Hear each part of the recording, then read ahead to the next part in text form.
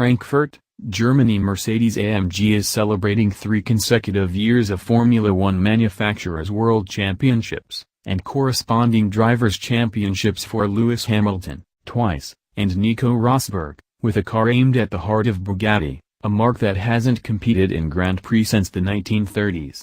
By the time the Mercedes-AMG Project One is delivered to such lucky customers as Hamilton, who is likely to get a big break on the $2.53 million price, the Mercedes-AMG team may have its 4th consecutive Manufacturers' Championship. While Volkswagen Group's Bugatti Chiron gets its 1,479 horsepower from a relatively conventional quad-turbocharged W16, the Project One's 1,000-plus horsepower comes directly from the racetrack, apparently making it a, well, road-legal F1 car to Bugatti's road-legal NHRA top-fuel dragster. Mercedes-AMG says the Project One is the first road car with an unbridled F1 engine under its hood. That engine is a 1.6-liter turbocharged V6 with an electric turbo and another electric motor connected to the crankshaft. Not to F1 spec, 2 extra electric motors that power the front wheels. It has all-wheel drive with torque vectoring, and puts its power through an 8-speed automatic transmission with paddle shifters for its only forward gear controls. By now you're asking yourself, should I buy one? Here's what you need to know before you decide to write a 6-figure deposit check. 1. With just 1,000 horsepower, the Mercedes-AMG Project One will not be the quickest, most powerful hypercar extant. You can't count the Project One as having 625 horsepower per liter because some of those horses come from the 4-motor hybrid system. But with a mid-engine F1 power plant under the rear hood, you have to realize it's not all about straight-line performance. AMG says top speed is 217 miles per hour, which sounds suspiciously close to the top speeds Lewis Hamilton hits on the fastest circuits in the series. The way you win a race is to finish a lap in the quickest form, Ola Kalenius, Mercedes-Benz Cars Research and Development Chief says. There are quicker cars than an F1 car in a straight line, but there are no quicker cars around a track. 2. It may have an F1 powertrain, but its chassis is streetwise. The mostly carbon fiber body isn't like an open-wheel, open-top F1 car, and the suspension is different, too, though Mercedes-AMG sourced a lot of the same suppliers, including Multimatic for its roll and heave push rods, which stand in for anti-roll bars by countering each other under lateral force. 3. Project One has its own kind of doctors.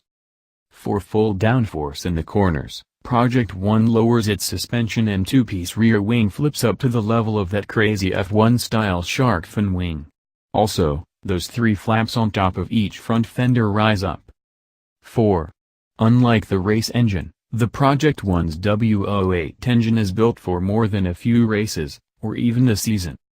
Colin Chapman once described the perfect race engine for his Formula One Lotus cars as one that would blow itself up as soon as his car took the checkered flag. Modern F1 engines are much more reliable, but as built for the track, even the W08's hybrid V6 wouldn't last very long in a street customer's hands. While certain components of the Project One hybrid V6 are built to be more robust, they're not necessarily heavier. First, remove the batteries, as the Mercedes-AMG Project One has 4 packs to power its 4 motors, while the Mercedes-AMG W08 has just 1. Once you take disparate battery needs out of the equation, Project One's engine weighs about the same as W08's, says René Wallman, project engineer, though he declines to reveal what that number is. Wallman also declines to reveal how much the entire Project One weighs. There's time for some final tweaking. We have to save something for next year, and its press conference, he says. But Wallman assures us that when the car's weight is revealed, we'll be pleasantly surprised. 5. Multiple drive modes. Like other Mercedes-AMG models, and indeed, most Benzes, Project One will offer 4 drive modes, plus an EV mode. You'll be able to reserve about 15.5 miles of pure electric driving for the city center. As for other drive modes, Wallman says the nomenclature is still under discussion.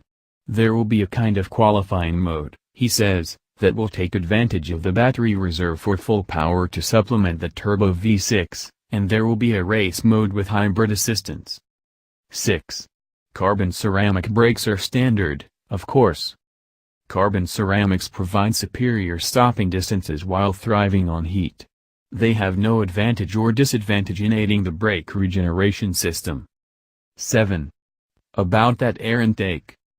AMG engineers are still tweaking the shape of the air intake on the Project One's top to maximize its effect on the engine. 8. Design emphasizes function over form. The Mercedes-AMG Project One will not be the prettiest car on the road by any means, though the same could be said for most modern racing cars. Project One has a purposeful look, and if its lower front fascia reminds you a bit of the McLaren F1 road cars, well, then that's probably because the fascia shape works for purposes of speed. Wallman especially likes the carbon fiber that designers left unpainted, such as the front hood louvers, the lower fascias and the wheel openings. We started with the powertrain first, Wallman says, and then we asked design chief Gordon Wagoner to do aerodynamics that we'd like to see. 9. It's no S-Class inside. The two seats are integrated into the tub shell and allow for just 5 degrees of seatback adjustment with no fore-aft. Instead, the steering wheel and the pedals move, just like a Formula One car, Wallman says.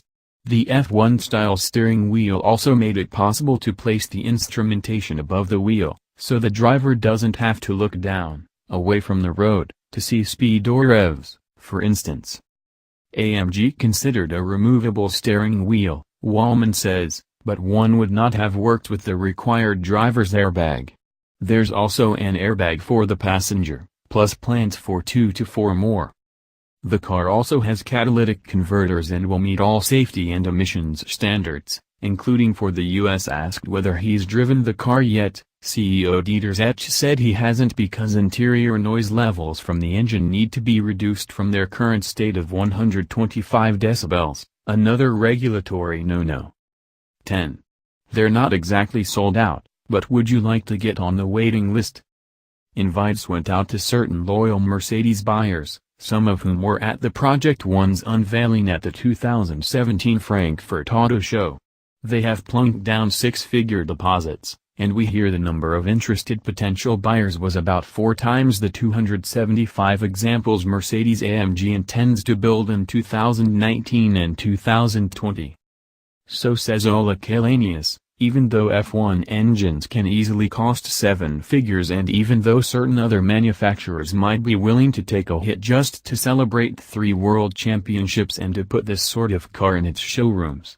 We'll never learn what its profit margin is, of course, but consider this, at €2.275 million, or about $2.53 million each, we figure gross revenues from this car will be roughly equal to that of 12,000 nicely equipped Mercedes-Benz E-classes.